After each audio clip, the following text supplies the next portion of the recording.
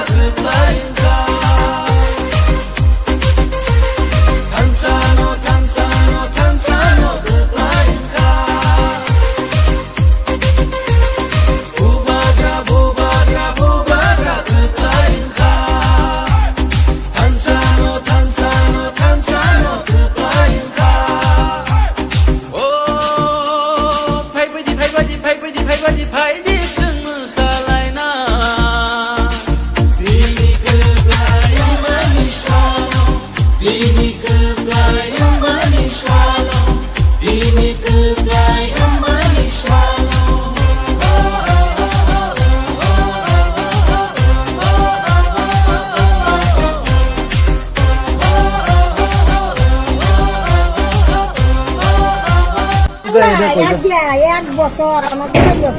2 বছর বাতালাই আমি কত দমছি একটা সই আনতে পারছি না প্রধানের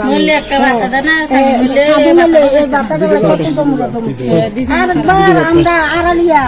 প্রধান দিয়ে আমি জমা দিছি আজি তালাকে আমি বাতাটা রঞ্জিত প্রধান এখনো হচ্ছে না এখন হচ্ছে না রঞ্জিত প্রধান না এটা বজু ই কেন ও আচ্ছা এটা তো আগে দিছিলেন না হচ্ছে না এটা কবার দিছি আমার এই বাতাটা গট পাইছেন নি গট গট পাইছেন আমরা গটই কত না হয়েছে উঠছে ঘর উঠছে তারা আইনি তারা খোঁজখবর নিতে আইনি আপনারা প্রধান মেম্বার যে আপনারা এরিয়া যে কংগ্রেসের নেতা আছে বিজেপি নেতা আছে আইনি তারা সাইতো আইনি আপনারা আইলে কি করবো তারা কি তারা করো মানে আপনারা সাইতো আইনি আপনারা কি হাল অবস্থা আছেন খোঁজখবর নেয়নি না না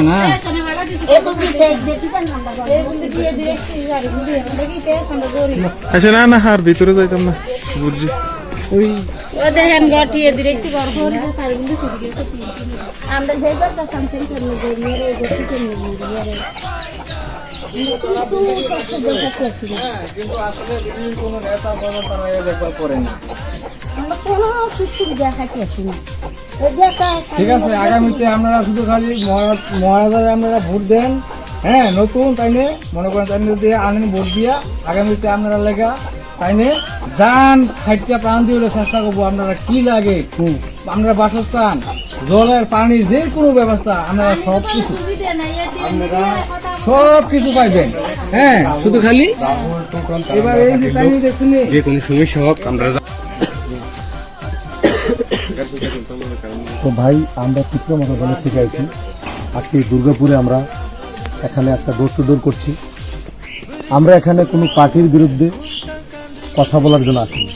বা কোনো ব্যক্তির বিরুদ্ধে বা কোনো লিডারের বিরুদ্ধে আমরা শুধু মহারাজের বার্তাটা এগিয়ে পৌঁছাইতে এসেছি যে বিধানসভা নির্বাচন খুবই কাছে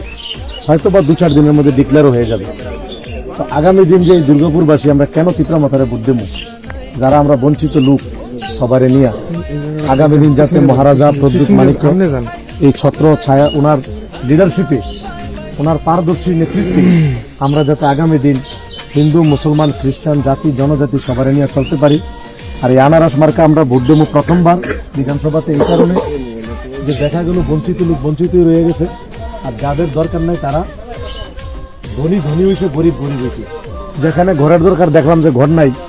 আর সবকা সাথ সবকা বিকাশ কোথায় হলো বিগত 25 বছরে তারাও কি করলো তো এগুলির দিকে লক্ষ্য রেখে একবার আমাদের আনারস মার্কায় ভোট দেওয়া সমস্ত মা বোনের বিষয়টা বুঝাইবে ইনশাআল্লাহ। আসসালামু আলাইকুম।